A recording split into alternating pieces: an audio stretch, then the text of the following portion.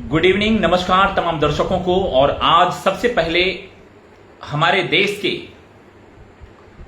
जो पूर्व राष्ट्रपति scientist doctor APJ Abdul Kalam, आज उनकी पुण्यतिथि है। उनको सत सत नमन, श्रद्धासुमन हमारे चैनल की ओर से और तमाम देशवासियों के लिए।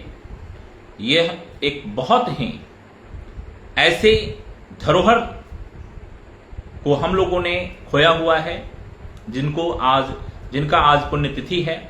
आप तमाम दर्शक अपने अपने स्तर से श्रद्धासुमन अर्पित कर सकते हैं, भावभीनी श्रद्धांजलि भी उनको अर्पित कर सकते हैं। और इसके साथ साथ आज CRPF central reserve police force का स्थापना दिवस है। स्थापना दिवस की सभी को शुभकामनाएं कि आज केंद्रीय रिजर्व पुलिस बल सीआरपीएफ, आज उसका स्थापना दिवस तमाम जगहों पे जहां जहां भी हमारी बटालियन है सीआरपीएफ की मनाई गई।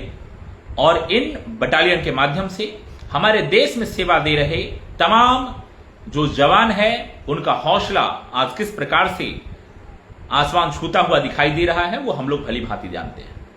और हम लोगों को गर्व है कि वास्तव में इस प्रकार के सेना हमारे देश की सेवा में लगातार लगे हुए हैं। तो आज दो महत्वपूर्ण दिन जिसको लेकर के आज सबसे पहले चर्चा की शुरुआत, और अब हम खबरों की ओर आगे बढ़ते हैं। और खबरों में सबसे महत्वपूर्ण चर्चा, लगातार जिस प्रकार से आपने देखा होगा लोकसभा का सत्र, हमने कल आप लोगों से उम्मीद जताया था और आप लोगों को बताया था कि वास्तव में लोकसभा का सत्र जब शुरू होगा तो ऐसे में जिस प्रकार से फास्ट ट्रैक कोर्ट बना करके इसमें तमाम सुनवाई करने की प्रोसेस प्रक्रिया शुरू कर दी गई थी, लेकिन इन मामलों में सबसे बड़ा फिसड्डी साबित होता हुआ दिखा ये fast track court. Fast track court में सबसे महत्वपूर्ण जो सीबीआई है, जिनको अपना पक्ष रखना था सरकार की ओर से, उनका वकील ही नहीं पहुंचा। आप समझ सकते हैं कितना फास्ट ट्रैक कोर्ट बनाया गया है और कितना फास्ट उस पर कार्रवाई होगी।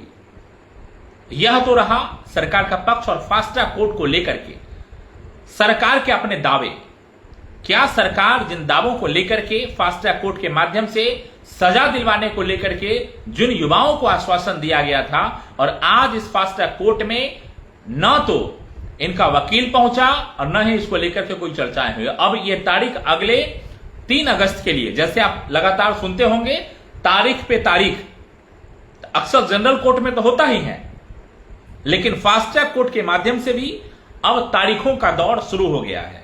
और आज सबसे महत्वपूर्ण, सीबीआई के वकील नहीं पहुंचे फास्ट ट्रैक कोर्ट में, जिसके कारण अगले तारीख को इसका जो डेट है वो निर्धारण किया गया है कि अगले तारीख को सुनवाई होगी, और वो तारीख है 3 अगस्त। क्या इसी फास्ट ट्रैक कोर्ट के बहाने भरोसे न्याय की उम्मीद की जा रही है? हालांकि न्याय को लेकर के थोड़ा सा पेशेंस रखने की आवश्यकता है और लोग पेशेंस रख भी रहे हैं, लेकिन क्या इसको लेकर के जिस प्रकार से सीबीआई के वकील ने आज कोर्ट में पेशी ना होकर के, और उसमें भी जिस मामले को लेकर के लगातार आंदोलन चला, तमाम युवाओं ने लाठियां खाई, आंसू गैस के गोले बर्दाश्त किए, बौछारें पानी की गई, और उसके बाद सरकार ने आश्वासन दिया कि नहीं, वास्तव में अब फास्ट ट्रैक कोर्ट के माध्यम से लगातार इसमें सुनवाई भी होगी और जो दोषी है उनको बख्शा नहीं जाएगा। कड़े से कड़े सजा का प्रावधान किया गया कि 10 करोड़ रुपए का जुर्माना और 10 साल की सजा। लेकिन उसके बाद जिस प्रकार से आज पहले ही दिन फास्ट ट्रैक कोर्ट जो निर्धारित किया गया था, बनाया गया था, और जिस फास्ट ट्रैक कोर्ट के माध्यम से इन पेपर लीक माफियाओं के ऊपर कार्रवाई होने की बात की जा रही थी, अब ये सभी के सभी जो मामले हैं ये अब अगली 3 अगस्त को टाल करके आगे बढ़ा दी गई है, क्योंकि फास्ट ट्रैक कोर्ट में आज सबसे महत्वपूर्ण सीबीआई के जो वकील हैं वो नहीं पहुंच पाए। नहीं पहुंचने के कारण जज ने इन तारीखों को अगले तारीख के लिए नया तारीख दे दिया है, जो 3 अगस्त का दिया गया है। कितना बेहतर फास्ट ट्रैक कोर्ट काम कर रहा है, और कितना बेहतर पहले दिन ही इसी को लेकर के विपक्ष को भी एक मौका मिल गया कि वास्तव में सरकार के ऊपर लगातार आक्रामक रहे, और आक्रामक रह करके आज पुनः आपने सदन किस प्रकार से सदन की कार्रवाई लगातार पिछले का पूरा हफ्ता 20 तारीख से लेकर के और शुक्रवार तक लगातार एक दिन भी मात्र 14 मिनट के लिए चला लोकसभा का सत्र, और उसके बाद पुनः वो स्थगित होता चला गया। और लगातार ये तमाम जो मामले हैं अभी भी तूल पकड़ता हुआ दिखाई दे रहा है, क्योंकि इसमें सरकार के डबल स्टैंड, सरकार का डबल स्टैंड इसमें दिखाई दे रहा है। सरकार का डबल स्टैंड इस प्रकार से, एक तो फास्ट ट्रैक कोर्ट की बात कर रहा है, जो फास्ट ट्रैक कोर्ट के माध्यम से लगातार किस प्रकार से कार्रवाई सुनिश्चित की जाए इसको लेकर के, और कठोर कार्रवाई कैसे हो। लेकिन कार्रवाई तो तब होगा जब वहां वकील पहुंच करके अपनी बातों को रखेंगे और वकील उन बातों को लेकर चर्चा करेंगे। लेकिन वकील ही जब सरकार का नहीं पहुंचेगा, सीबीआई का नहीं पहुंचेगा, तो चर्चा क्या होगा और फास्ट ट्रैक कोर्ट के माध्यम से कितना फास्ट निर्णय आ पाएगा, कहना मुश्किल है अभी। लेकिन इसी के माध्यम से आप देख रहे होंगे लगातार विपक्ष जो है वो हमलावर है, और अब जो है तमाम युवाओं को भी सरकार का डबल स्टैंड नजर आ रहा है। उसका एक तस्वीर आपने आज लोकसभा से भी देखा होगा, और तमाम प्लेटफॉर्म पे आजकल जो देख रहे होंगे आप, कि जैसे ही आप समझ सकते हैं धर्मेंद्र प्रधान इस्तीफा दिए, इसको लेके इस्तीफा दिए, और उसमें भी बहुत सारा बाउंड्री बांधा गया।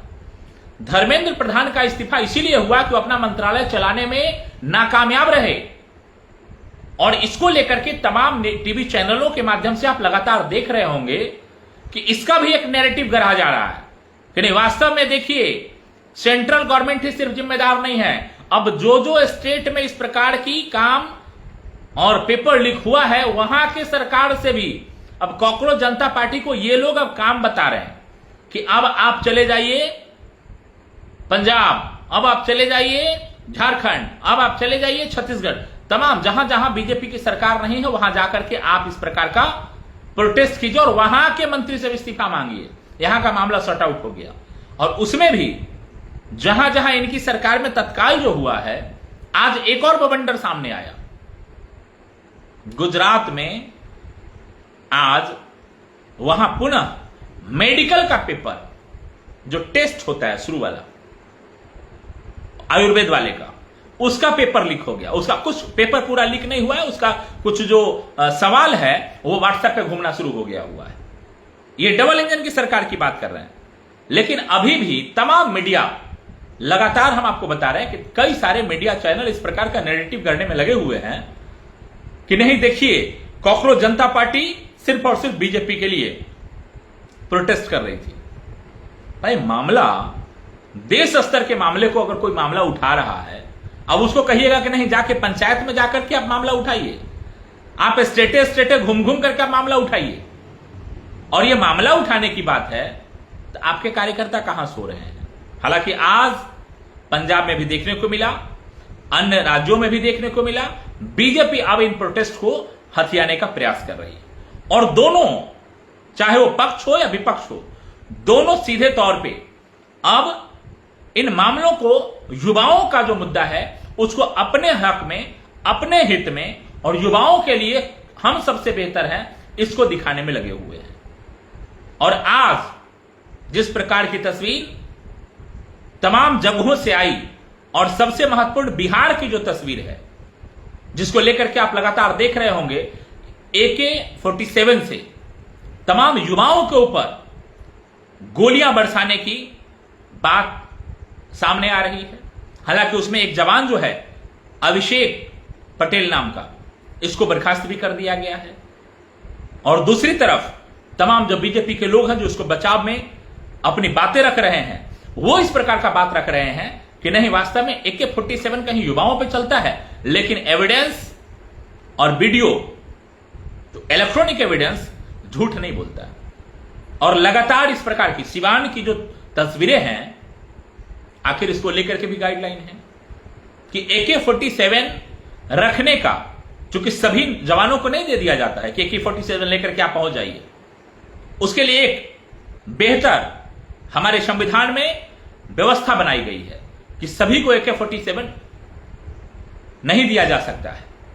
या पैलेट गन जो है जिसको लेकर के लगातार चर्चा हो रही है, इस पैलेट गन के माध्यम से जिन युवाओं को अभी आप लगातार देख रहे होंगे कि किस प्रकार से राहुल गांधी अब इन मुद्दों को भुनाने में लगे हुए हैं कि वास्तव में सरकार ने या जिन्होंने पैलेट गन चलाया, पैलेट गन चलाने का, चूंकि पैलेट गन को लेकर के छोटी सी जानकारी हम आपको दे दें, चूंकि पैलेट गन जो होता है वो ये होता है कि खास तौर से जैसे आप देखते होंगे AK-47 या और कोई गन जो होता है उसमें एक बार आप फायर करेंगे तो एक ही गोली फायर होगा और एक ही गोली सीधा सटीक जाएगा। लेकिन पैलेट गन की अगर बात करें तो पैलेट गन जो होता है वो पैलेट गन गोली तो एक ही निकलेगा, लेकिन उसके बाद जैसे आप देखे होंगे, जैसे आप पटाखा फोड़ते हैं, एक पटाखा फोड़ेंगे और आलू बम होगा, एक बार में ब्लास्ट कर जाएगा। लेकिन वही फुलझड़ी अगर आप छोड़ते हैं तो वो निकलने के बाद उसमें कई सारे अलग अलग जो है वो बारूद के जो कण होते हैं वो अलग अलग होना शुरू हो जाते हैं। वैसे ही जो पैलेट गन होता है उसमें से अगर फायर होता है तो एक बार में फायर करने के बाद उससे उसी एक गोली से लगभग हजारों गोलियां, 500 के आसपास लगभग उसमें गोलियों की बात होती है, बताई जा रही है। हालांकि उसका आंकड़ा सभी का अलग अलग होता है, उसमें भी जो गन है उसका अलग अलग अपना क्राइटेरिया बनाया हुआ है और उसके अनुसार चूंकि सभी की जैसे जैसे टेक्निक हमारी बढ़ती जा रही है फौज को मिलता जा रहा है। लेकिन वास्तव में जिस प्रकार से पैलेट गन का इस्तेमाल दिल्ली में किया गया, जिसको लेकर के राहुल गांधी जिस युवक को दिखा रहे हैं उसका टी शर्ट उठा करके उसका हाथ बता रहे हैं कि उसके हाथ में उसी पैलेट गन का ही चला हुआ वो गोली है जो चला तो एक, लेकिन वास्तव में उससे जो निकले, और ये अक्सर भीड़ को कंट्रोल करने के लिए किया जाता है। और वो भी कौन सा भीड़? जो भीड़ हमारे देश के ऊपर आक्रमण करने का, या जिस प्रकार से आप लगातार देख रहे होंगे जो देश विरोधी गतिविधि में लगातार संलिप्त, और सबसे महत्वपूर्ण जिस प्रकार से वो लगातार समूह में देश विरोधी अगर किसी कार्यों को करते हैं उनके ऊपर इस प्रकार का कार्रवाई होता है या दुश्मनों के ऊपर होता है। इसको लेकर के सबसे बड़ा सवाल अब यह उठना शुरू हो गया है, क्या ये सभी के सभी जो युवा थे क्या दुश्मन था? क्या आतंकवादी था? क्या इसके ऊपर इस प्रकार का गन का इस्तेमाल करना कितना उचित था? और इसको लेकर के अब सरकार के साथ साथ, क्योंकि सरकार के लोग तो अपना बयान दे ही रहे हैं, पुलिस प्रशासन के लोग लगातार इस मामले को लेकर के बर्खास्तगी और कुछ दिन में जवाब देने की बात इस पे काम चल रहा है। अक्सर पदाधिकारियों का ये एक एजेंडा रहता है और एक भाषा होती है कि जब उसको कुछ नहीं समझ में आएगा तो एक भाषा उनके लिए आम है कि अभी इस पे काम चल रहा है, इसको लेकर के अभी छानबीन जारी है, स्पष्ट होगा तब इसके बारे में बताया जाएगा। अक्सर इस प्रकार की भाषा आप सुने होंगे। लेकिन जिस प्रकार से पैलेट गन से युवाओं के ऊपर, अपने देश के युवाओं के ऊपर जो अपनी हक की आवाज उठाने के लिए जब सरकार नहीं सुन रही थी, उनको लेकर के ये अपनी आवाज सुनाने के लिए जब प्रोटेस्ट करने के लिए उतरते हैं तब इनके ऊपर इस प्रकार का आक्रमण किया जाता है। कितना उचित है ये? और क्या इसको लेकर के, चूंकि देखिए हम आपको इसीलिए ये आज थोड़ा सा इसको पहली बार हम आपको बताएं, इसका एक क्राइटेरिया होता है। सभी को ना तो पैलेट गन दिया जाता है ना AK-47 दिया जाता है, और AK-47 दिए जाने के बाद भी उसको डायरेक्ट फायर करने का अधिकार नहीं होता है।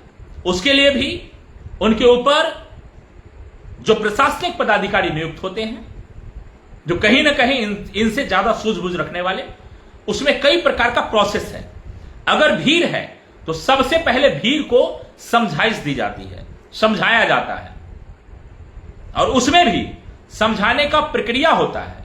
पहले वहां जो स्थानीय मजिस्ट्रेट होते हैं वो उसको समझाने का प्रयास करते हैं, उसके बाद में उनसे बड़े स्तर के पदाधिकारी, DM स्तर तक के पदाधिकारी, DGP तक के स्तर के लोग उनको समझाने का पहले प्रयास करते हैं। अगर वो नहीं समझते हैं तब उनके ऊपर किसी प्रकार का कोई बल प्रयोग उस समय भी नहीं हो जाता है। उसके बाद मिर्ची पाउडर जैसे, माफ कीजिए, ये आंसू गैस के गोले इस्तेमाल किए जाते हैं ताकि भीड़ तितर बितर हो। आंसू गैस के गोले, ये सब प्रक्रिया। उसके बाद उससे भी नहीं, वाटर कैनन का इस्तेमाल, ये तमाम प्रोसेस है जो भीड़ और उसके बाद लास्ट में अगर आवश्यकता पड़ती है तो हल्का बल प्रयोग किया जा सकता है। वो भी इस प्रकार का नहीं कि गोली चलाने का आदेश दे दिया गया।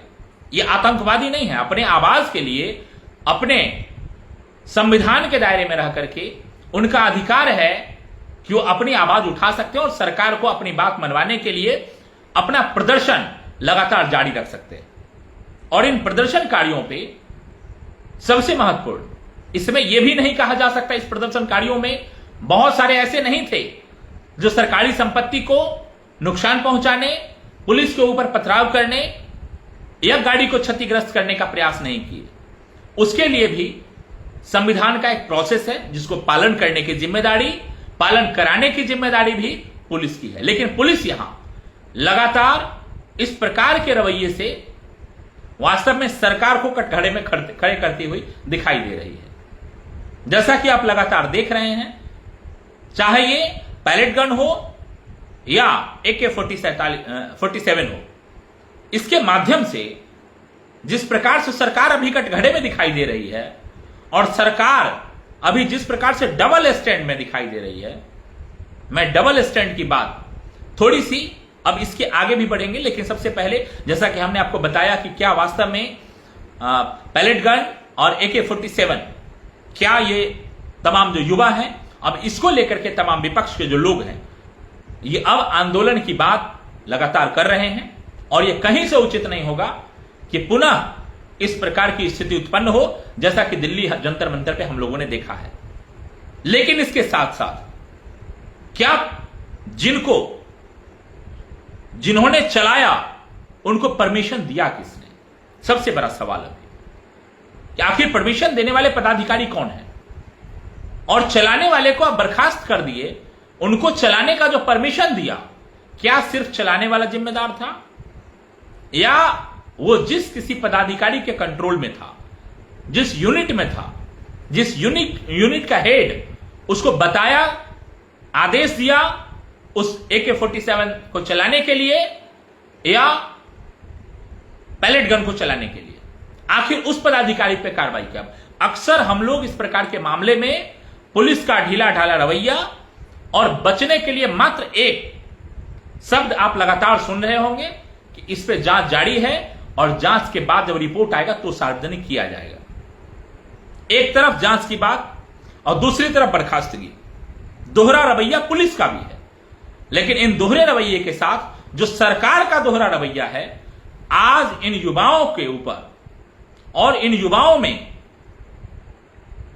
एक चिढ़ाने वाला शब्द आज आपने शायद सुना हो या आज के दिन आपने नहीं सुना हो, लेकिन हम आपको बताते हैं। चिढ़ाने जैसा शब्द आज खूब चला, क्योंकि उसका सबसे बड़ा कारण था जैसे ही धर्मेंद्र प्रधान, क्योंकि कोई क्रांतिकारी तो थे नहीं वो कि बहुत बड़ी क्रांति करके आए हैं, युद्ध जीत करके आए हैं, इस्तीफा देकर के अगर कोई बहुत बड़ा क्रांति किए रहते तो समझ में आता। जैसे ही वो लोकसभा में पहुंचे हैं, फूल मालाओं से उनका स्वागत किया गया, धर्मेंद्र प्रधान जिंदाबाद के नारे लगाए गए। क्या था ये? क्यों किया गया? कौन सा ऐसा बहुत बड़ी उपलब्धि उन्होंने हासिल कर लिया? अरे उनसे नहीं संभल रहा था मंत्रालय, इसलिए उनको इस्तीफा देना पड़ा। और यह पहली बार नहीं था कि पहली बार में उनको इस्तीफा लोग मांगना शुरू कर दिया। 2024 में भी यही थे शिक्षा मंत्री, उस समय भी पेपर लीक हुआ था और नीट का ही पेपर लीक हुआ था और उसमें जितने भी लोग दोषी थे सब आज बाहर घूम रहे हैं। और फास्ट ट्रैक कोर्ट के माध्यम से आज हम लोगों ने देख भी लिया कि कितना फास्ट ट्रैक कोर्ट में कितना फास्ट काम होता है, जहां की सरकार के वकील ही नहीं पहुंच पाते हैं। जो सीबीआई के वकील है वो घर पे ही रह जाते हैं, उनका आते पते नहीं चलता है, तो कोर्ट को अगली तारीख देना पड़ता है। लेकिन एक तरफ आप युवाओं को कह रहे हैं कि नहीं, हमने इस्तीफा दे दिया, नहीं चल रहा था, उनके जगह दूसरे किसी को मंत्री बना दिया हमने। लेकिन वास्तव में क्या यह इतना आसान था? और इसको लेकर के अगर बीजेपी डबल स्टैंड गेम खेल रही है तो आने वाले समय में आप समझ सकते हैं तमाम मुद्दे और हावी होते हुए दिखाई देंगे। जैसा कि लगातार आप देख रहे हैं, लोकसभा नहीं चल पा रहा है। लोकसभा का जो सदन है, जो कार्रवाई है, वो लगातार स्थगित होता चला जा रहा है। 12 बजे तक के लिए, फिर 12 बजे लोग आते हैं, फिर 1 बजे तक के लिए, फिर शाम तक के लिए, फिर कल तक के लिए, लगातार ऐसे ही स्थगित होता जा रहा है। और आरोप तमाम मीडिया चैनल और विपक्ष, माफ कीजिएगा, पक्ष, सरकार के जो लोग हैं, वो विपक्ष के ऊपर लगातार सवाल उठा रहे हैं कि विपक्ष नहीं चलने दे रहा है, विपक्ष अपनी भूमिका निभा रहा है और सरकार को चाहिए कि संयमता के साथ जवाब भी दे। और वास्तव में धर्मेंद्र प्रधान अगर इस्तीफा दिए हैं तो इस बात को भी सरकार माने कि वास्तव में इनके द्वारा जिस प्रकार का काम किया गया और जैसे इनसे नहीं संभल पा रहा था, इस्तीफा उनको देना ही चाहिए था। और इसका चर्चा न करते हुए आज धर्मेंद्र प्रधान जिंदाबाद के नारे, कौन सा वो बहुत बड़ा तोप मार के आए हैं। उनके नाक के नीचे काम करने वाले 47 पदाधिकारियों को आपको तलब करना पड़ रहा है, बर्खास्त करना पड़ रहा है। आप मंत्री को अपना बर्खास्तगी देना पड़ रहा है, मंत्री पद से आप उनको इस्तीफा देना पड़ रहा है, और उसके बाद जब वो आते हैं तो उनका जिंदाबाद के नारे लगा रहे हैं। यह हास्यास्पद है और वास्तव में ऐसा करके आप तमाम जो आंदोलनकारी हैं, इनको आप चिढ़ाने का काम कर रहे हैं। और जैसा कि अब ये पैलेट गन के माध्यम से या AK-47 के माध्यम से लगातार जिस प्रकार से तमाम युवाओं के ऊपर ताने गए और तानने के बाद लगातार उसका फायर किया गया।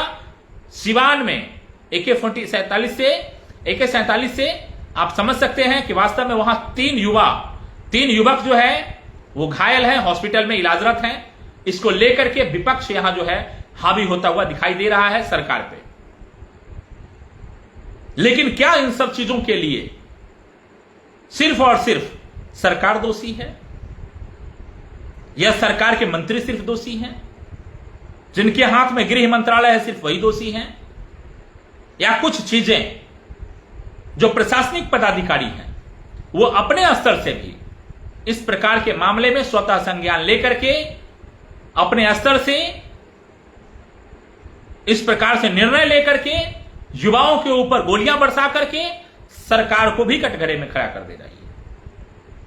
और इस प्रकार का निर्णय लेने वाले पदाधिकारी वास्तव में अगर हम आपको बताएं तो ये कहीं से भी उस पद के योग्य दिखाई नहीं दे रहे जिस पद पे उनको रखा गया हुआ है।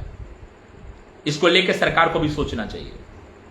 और अभी बिहार की हम अगर बात करें, बिहार में सम्राट चौधरी जब से मुख्यमंत्री बने हैं उसके बाद से कई सारे विशेष वर्गों में और खासतौर से विशेष वर्गों में एक बहुत बड़ी असंतोष देखने को मिल रहा है।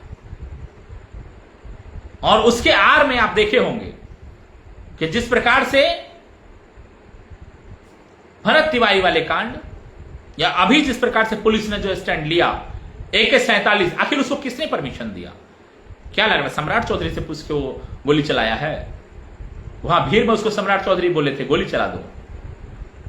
वहां जो पदाधिकारी है उस प्रकार के मानसिकता रखने वाले, इन पदाधिकारी ने वास्तव में एजेंडा के तहत सरकार को घेरने और एक नया मुद्दा को जन्म देने, यह बिहार को स्थिर नहीं रहने देना चाह रहे हैं, अस्थिर करना चाह रहे हैं।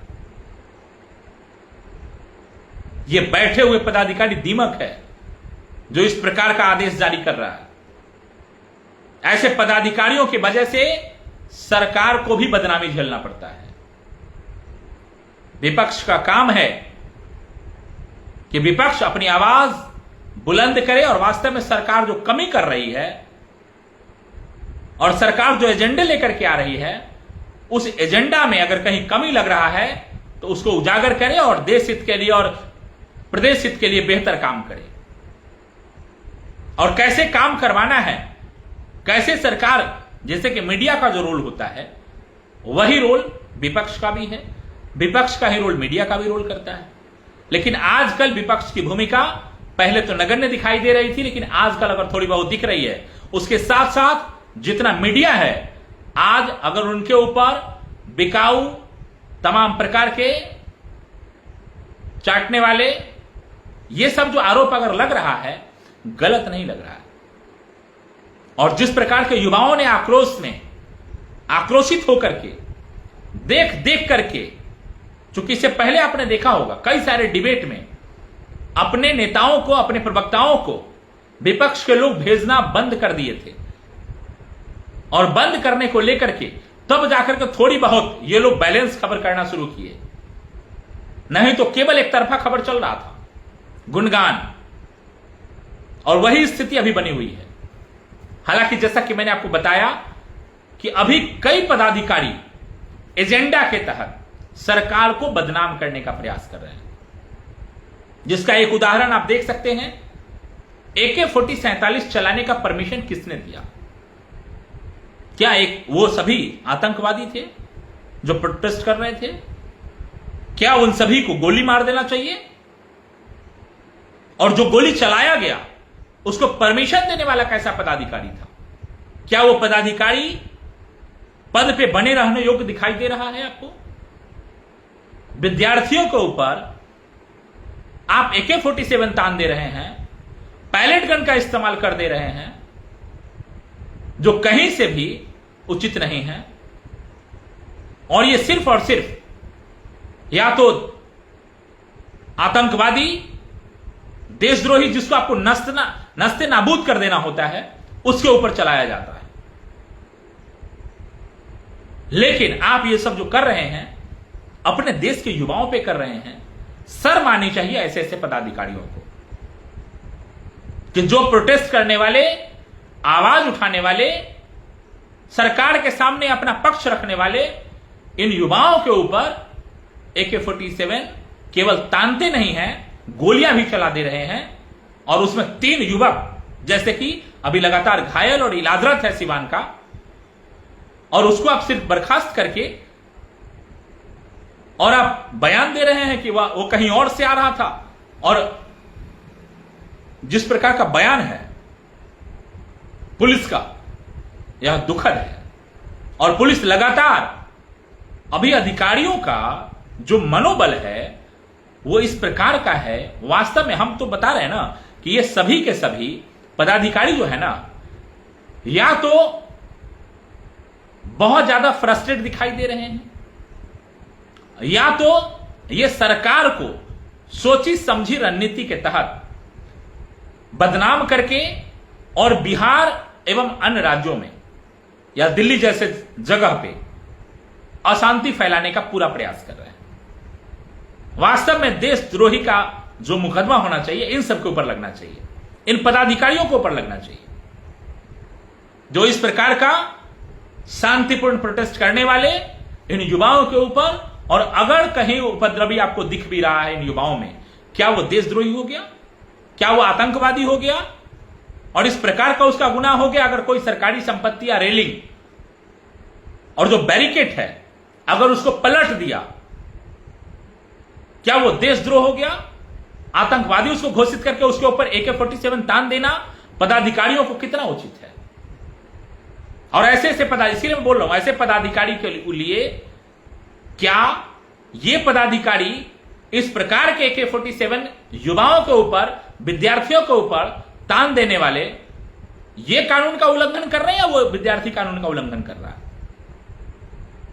और ऐसे में अब इस बात को लेकर भी सवाल कि वास्तव में गृह मंत्रालय को इसको लेकर के जवाब देना चाहिए। और बिहार में जैसा कि लगातार आप देख रहे हैं और हम लोग जिस प्रकार का आकलन कर पा रहे हैं, सम्राट चौधरी जब से मुख्यमंत्री बने हैं, विशेष वर्गों के लोगों में एक नाराजगी बड़े पैमाने पर दिखाई दे रही है। और यह नाराजगी सिर्फ जनता के बीच में या इस छोटवई के नेता में नहीं है, प्रशासनिक पदाधिकारियों में भी इस प्रकार की नाराजगी है। हो सकता है इस प्रकार का भी कोई एजेंडा काम कर रहा हो। इसको लेकर के सरकार को इसमें भी जांच करनी चाहिए। और वास्तव में इस प्रकार के अगर कोई पदाधिकारी दिखते हैं, क्योंकि किस प्रकार का अधिकारी तंत्र चल रहा है और अधिकारी किस प्रकार से अपना रवैया आम जनता के सामने रख रहे हैं, इसको लेकर के आप समझ सकते हैं कि तमाम पदाधिकारी का जो रवैया होता है वो इस प्रकार के आकर में बैठा हुआ होता है कि वास्तव में देखिए, आप कहीं भी चले जाइए सुनवाई नहीं होगी। और दूसरी ओर सरकार दावे कर रही है कि ऐसा कोई भी समस्या नहीं है जिसका समाधान सरकार नहीं कर सकती है। और सरकार लगातार इन तमाम युवाओं के साथ है, तमाम युवाओं की आवाज सुन रही है, लेकिन वास्तव में ये बैठे हुए पदाधिकारी, भ्रष्ट तंत्र वाले पदाधिकारी, उनका जो भ्रष्टाचार है, हालांकि देखा होगा आपने इसी सरकार में पहले किस प्रकार से नीतीश कुमार के नाक के नीचे बैठ करके ऋषुश्री जैसा दलाल ठेकेदार आईएएस को कैसे हैक कर लेता है और आईएएस रैंक के पदाधिकारी से मनमाने टेंडर दिलाने को लेकर के विवश कर देता है। और इस प्रकार की तस्वीर देखने के बाद भी अभी भी पदाधिकारियों के अंदर खौफ नहीं नजर आ रहा है। ये पदाधिकारी अभी भी मनमानी करने में लगे हुए हैं। कई सारे पदाधिकारी को लेकर के हमने कई प्रकार के मामले उजागर करने का भी काम किया, लेकिन उसके बाद भी ये पदाधिकारी इस कॉन्फिडेंस में रहते हैं।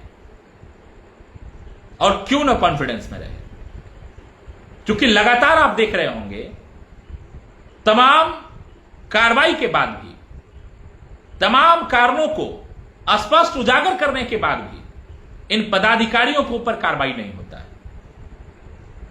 इसको हम थोड़ा सा एक एग्जाम्पल के तहत आपको बताएं। क्या आपने अग्निकांड आप भूल गए? याद होगा आप सभी लोगों को। अग्निकांड में जिस क्षेत्र में, चाहे हॉस्पिटल में आग लगी हो, होटल में आग लगी हो, फैक्ट्री में आग लगी हो, क्या इन सभी के पास एनओसी था या नहीं था? और अगर एनओसी नहीं था, आपका पदाधिकारी जिसके क्षेत्र में पड़ता है, हालांकि इसमें ज्यादातर के पास तो एनओसी था, उसके बाद भी उसको सील कर दिया गया। आखिर ये रजिस्ट्रेशन बांटने वाले, एनओसी बांटने वाले, क्या आपको याद है किसी ऐसे लोगों पे कार्रवाई हुआ हो? पदाधिकारी पे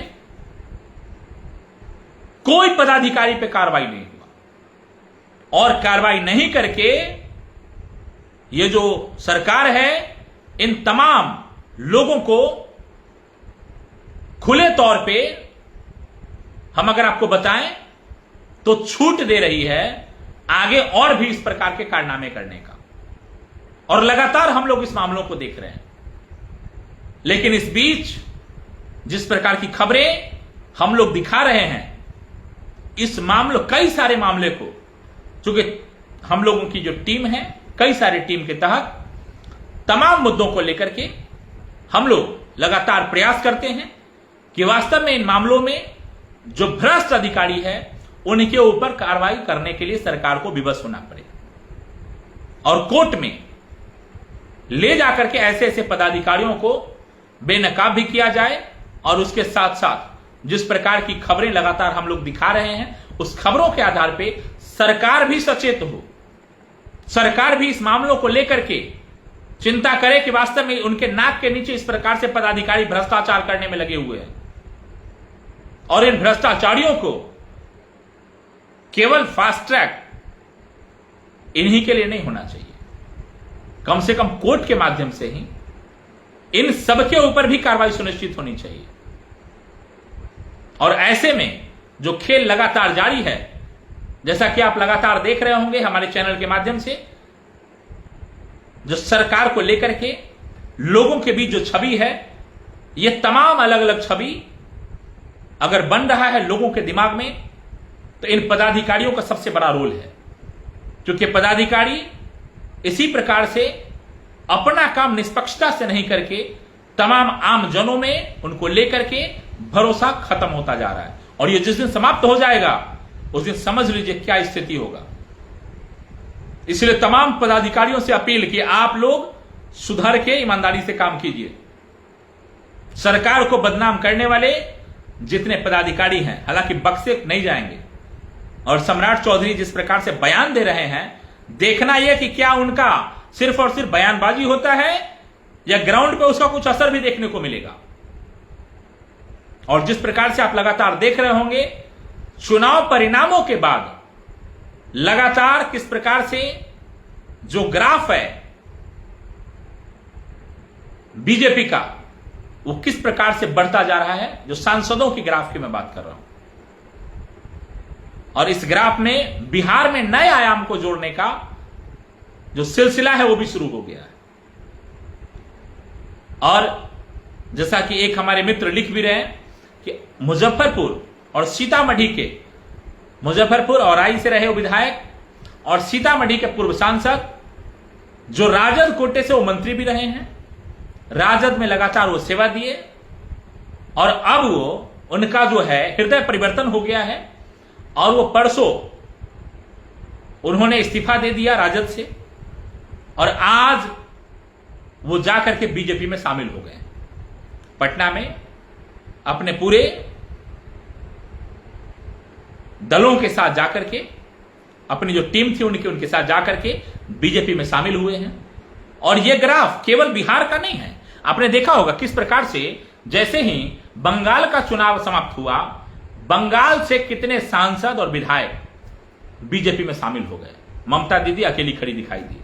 हालांकि उसको लेकर के भी आज आपको जानकारी दे दें कि बंगाल से जो सूचना है, अभिषेक बनर्जी, ममता बनर्जी के जो भतीजे हैं, उन्होंने जितने भी सांसद उनको छोड़ करके गए हैं उन सभी की सदस्यता रद्द करने को लेकर के उन्होंने लेटर लिखा है और उस लेटर के आधार पर उन्होंने मांग किया है कि इस प्रकार के जितने भी लोग हैं, जितने सांसद उनको छोड़ के गए हैं, उनके ऊपर कार्रवाई होनी चाहिए।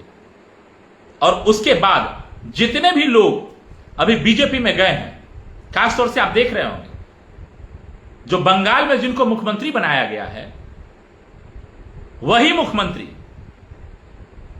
जब बीजेपी माफ कीजिए, जब टीएमसी में जब वो मंत्री थे तो वो पैसा गिनते हुए पकड़ाए थे और उनको लेकर के प्रधानमंत्री ने, यही नरेंद्र मोदी जी ने उस समय उनको लेकर के चर्चा किया था कि पैसा गिना जाता है और चुपके से रखा जाता है जेबी में, ऐसे करके उन्होंने इशारा भी कर रहे हैं। लेकिन आज वही चोरी करने वाला, वही घूस लेने वाला, वही टिकट बेचने वाला जब बीजेपी में चला गया है, बिल्कुल चंगा दिखाई दे रहा है और मुख्यमंत्री बन गया।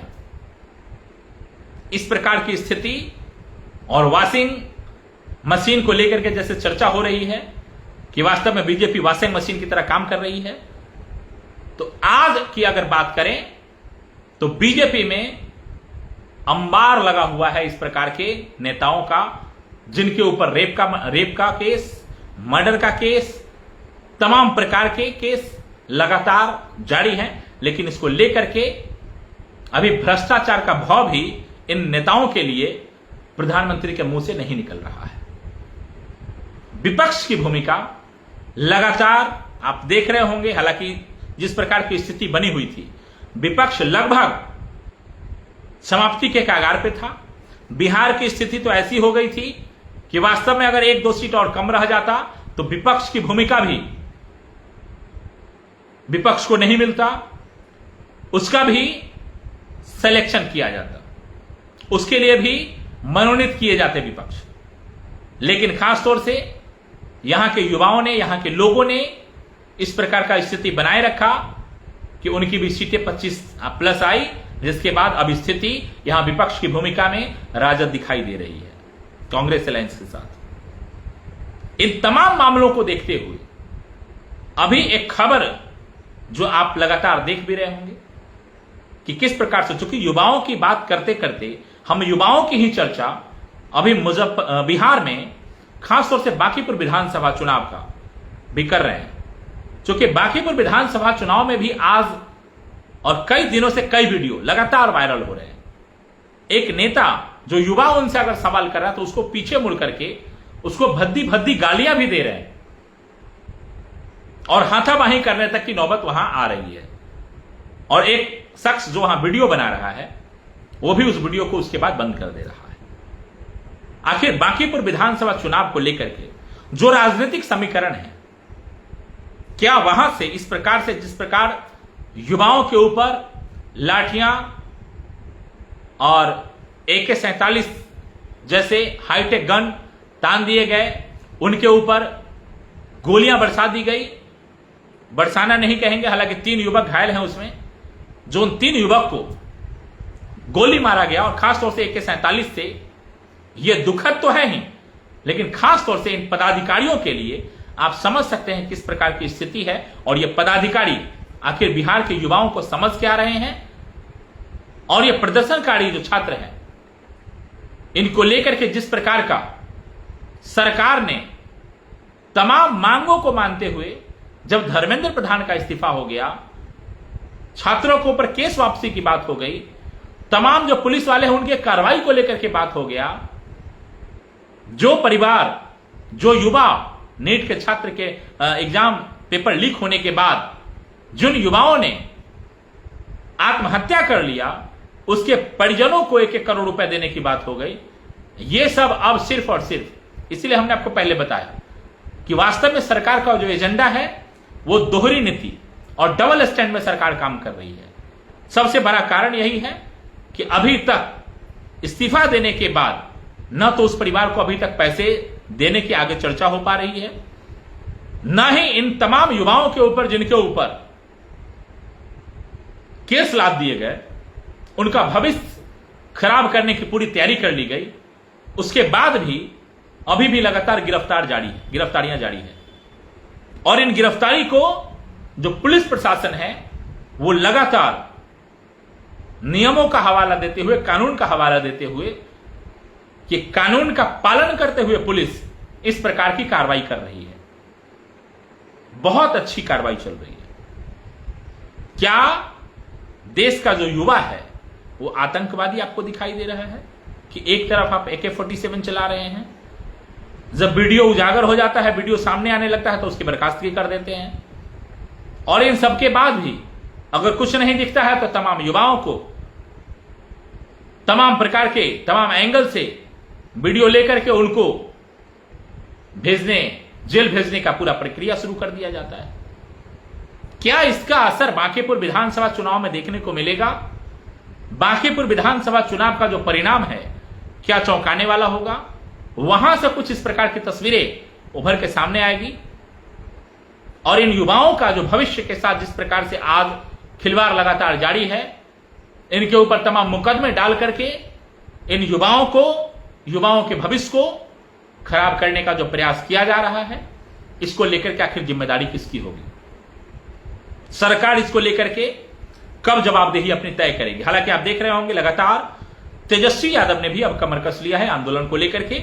बड़े आंदोलन की चेतावनी तेजस्वी यादव ने भी दिया है, और अगर इसी प्रकार की स्थिति रही, चूंकि बिहार में, चूंकि अब पूरे देश का जो नजर है अब बिहार पे टिका हुआ है, चूंकि बिहार के युवाओं ने आंदोलन में वो सब चीजें भी आंदोलन करने को लेकर के, जैसा कि गांधी जी को लेकर के लगातार चर्चाएं होती थी कि गांधी जी ने सत्याग्रह आंदोलन किया, अहिंसा पूर्वक आंदोलन किया, तमाम सिद्धांतों के साथ आंदोलन किया, और उन सिद्धांतों पर चल के अंग्रेजों को झुकाने का काम किया, अंग्रेज को विवश कर दिया। लेकिन उसके उलट बिहार के युवाओं ने आंदोलन करने का जो तरीका अपनाया है, यह भी एक बहुत बड़ा उदाहरण है, खासतौर से राष्ट्रगान वाला, कि जब लाठियां पड़ने लगे तो राष्ट्रगान गाना शुरू कर दीजिए। यह भी आप समझ सकते हैं, तो गांधी जी से भी आगे निकलता हुआ दिखाई दे रहा है ये युवा, और ये उदाहरण पेश करता जा रहा है शांतिपूर्ण तरीके से। हालांकि इसमें पूरे तरीके से शांतिपूर्ण नहीं कहा जा सकता है, क्योंकि 1-2 उपद्रवी जैसे पुलिस बल में है वैसे ही इस भीड़ में भी होता है, और भीड़ का कोई शकल नहीं होता। इसीलिए पुलिस प्रशासन को और सरकार को पुनः इस पर विचार करना चाहिए कि आखिर आप जिन युवाओं को जेल में डालने का काम कर रहे हैं कितना उचित है, और आने वाले समय में इन युवाओं के भविष्य पर क्या असर पड़ेगा और आपके सरकार पे क्या असर पड़ेगा, इसको भी ध्यान में रखना चाहिए। तभी जाकर के हमारे देश के युवा, हमारे देश का भविष्य कितना उज्जवल हो पाएगा यह रेखांकित करेगा। और जिस प्रकार की तस्वीरें अभी हम लोग लगातार देख रहे हैं, इसीलिए हमने कहा कि क्या बांकीपुर विधानसभा चुनाव में इसका असर देखने को मिलेगा क्या वहां का जो चुनाव परिणाम है, वहां इस प्रकार की स्थिति और आज जिस प्रकार से, क्योंकि हमने बताया आपको, लगातार आपको बता रहे हैं कि बांकीपुर विधानसभा चुनाव का परिणाम बहुत कुछ दिशा और दशा तय करने वाला है। इस मकसद से, इस एंगल से अगर आप देखें, क्योंकि पहले जब से राष्ट्रीय अध्यक्ष बने हैं नितिन नवीन, तब से आज अब ये उनका पहला चुनाव है, और वो भी जो चुनाव है उनके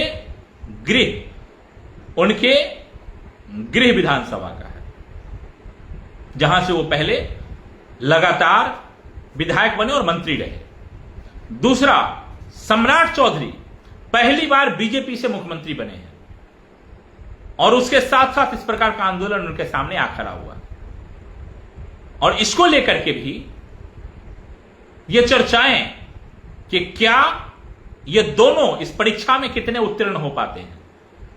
तमाम परीक्षाओं का पेपर लीक का तो हमने चर्चा किया, लेकिन यहां पेपर कंट्रोल हो पाएगा, कितना कंट्रोल हो पाएगा, ईवीएम के माध्यम से हो, जनता के माध्यम से हो, कितना कंट्रोल हो पाएगा, यह भी देखना बाकी। इसमें क्या क्या अतिक्रम होगा, क्या यहां भी जो समीकरण, त्रिकोणीय समीकरण बनता हुआ दिखाई दे रहा है, इसके बाद जो 22 या तो छोटे छोटे दल के जो प्रत्याशी हैं या निर्दलीय प्रत्याशी हैं, वो किस भूमिका को निभाएंगे, वो किधर जाते हुए दिखाई दे रहे हैं, यह भी वहां का दिशा और दशा तय करेगा।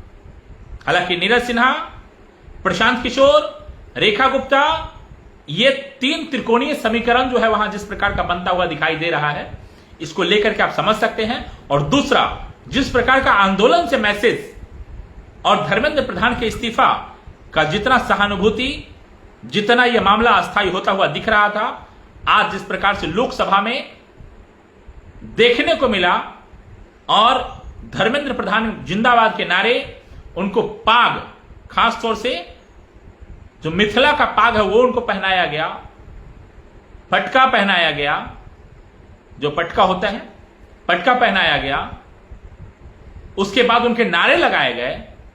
क्या ये पूरे आंदोलनकारियों को चिढ़ाने जैसा शब्द जो हमने आपको पहले बताया, क्या चिढ़ाने का काम कर रहा है? उसका भी परिणाम क्या बांकीपुर विधानसभा चुनाव में देखने को मिलेगा? क्या वहां के जो युवा हैं इस बात को लेकर के वहां जो तस्वीर है बदलने का काम करेगा? यह देखना बाकी है।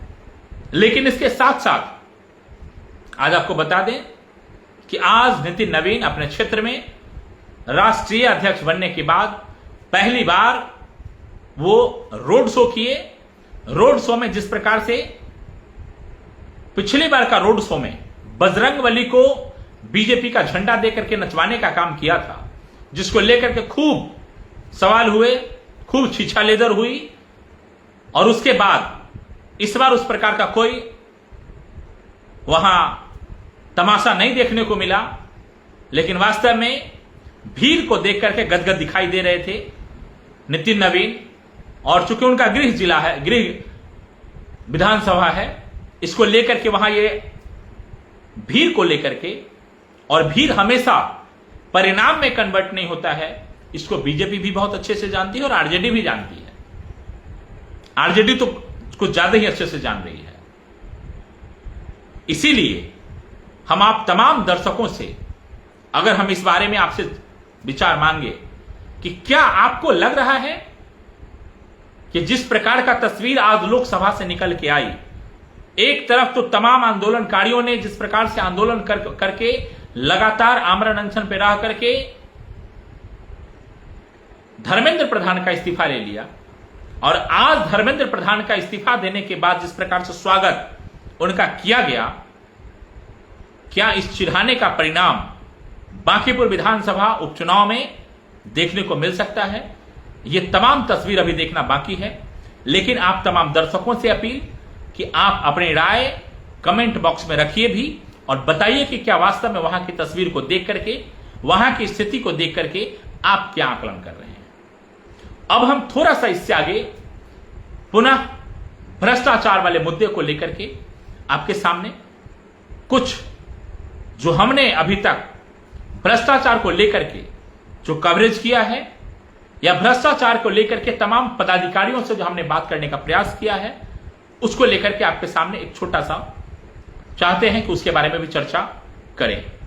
क्योंकि विस्तृत चर्चा तो हमने आप लोगों के साथ तमाम देश के मुद्दों को लेकर किया, लेकिन भ्रष्टाचार को लेकर चर्चा करना भी बहुत जरूरी है। क्योंकि किस प्रकार से तमाम पदाधिकारियों की मिलीभगत से लगातार सरकारी खजाने की उगाही जारी है, सरकारी खजाने से किस प्रकार से पेपरों पे मोटी एस्टीमेट, मोटा योजना बना करके खुला खेल सरकारी खजाने से उगाही का ग्राउंड की हकीकत देख करके होश उड़ाने वाले हमने रिपोर्ट कवर भी किया और अपने चैनल के माध्यम से लगातार हमने दिखाया भी है। लेकिन इसके बाद भी अभी ना तो पदाधिकारी इस बारे में कुछ बोलने को तैयार होता है और न ही इस बारे में रिपोर्ट, जिस प्रकार से कोर्ट में तारीखों पे तारीख का लगातार सिलसिला जारी रहता है, ऐसे ही पदाधिकारियों का जो सिलसिला होता है वो लगातार जारी रहता है। इसको लेकर के जैसा कि हम अपने तमाम दर्शकों से लगातार शुरू से अपील करते रहते हैं और किया है मैंने कि आप लोग भी अपने स्तर से जब तक इस प्रकार के भ्रष्टाचार को लेकर के आप अपना एजेंडा सेट नहीं करेंगे, विकास कार्यों को लेकर के आप जब तक अपनी स्थिति को स्पष्ट नहीं करेंगे, तब तक ये भ्रष्टाचार न तो रुकने वाला दिखाई दे रहा है और न ही इसको लेकर के ही अपनी हिस्सेदारी बांटने वाले तमाम पदाधिकारी सुधरते हुए दिखाई दे रहे हैं। इसलिए तमाम दर्शकों से अपील, आप अपने स्तर से भी इस मुद्दे को, भ्रष्टाचार वाले मुद्दे को उठाने का प्रयास जरूर कीजिए। लेकिन अगर आपको लगता है कि आप बहुत बेहतर तरीके से इसको नहीं उठा पा रहे तो कम से कम जो उठाता है उसको लेकर के उसमें आपको सहयोग, शेयर, कमेंट करने के माध्यम से आपको जरूर करना चाहिए। इसलिए तमाम दर्शकों से अपील है कि आप इस प्रकार के भ्रष्टाचार वाले मुद्दे, जैसा कि आप लगातार देख रहे होंगे हमारे चैनल के माध्यम से, विद्यार्थियों के जिंदगी से खिलवाड़ करने वाले, भविष्य से खिलवाड़ करने वाले, आपसे फॉर्म भरने के नाम पे, एडमिशन के नाम पे कई सारे जगह से शिक्षकों के द्वारा अवैध उगाही का मामला सामने आया, उसको भी हमने रखने का काम किया। लेकिन उसमें पदाधिकारी कान में तेल डाल के सो रहे हैं।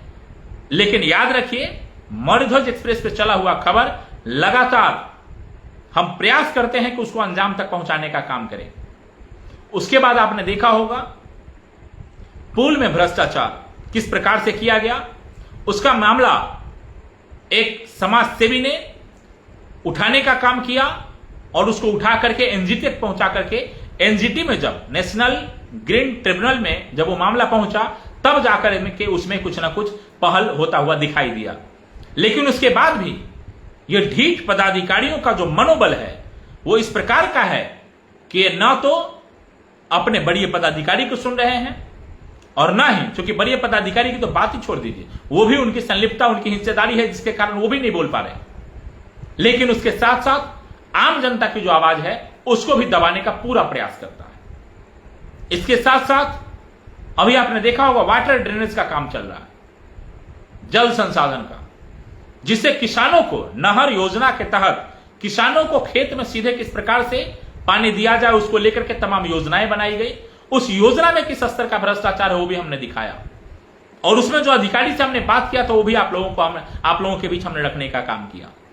लेकिन आजकल जो नया ट्रेंड चल रहा है कि भ्रष्टाचार को लेकर के अगर हम किसी पदाधिकारी से सवाल पूछें तो उसमें उसका ठेकेदार का फोन आना शुरू हो जाता है, उसके दलाल का फोन आना शुरू हो जाता है।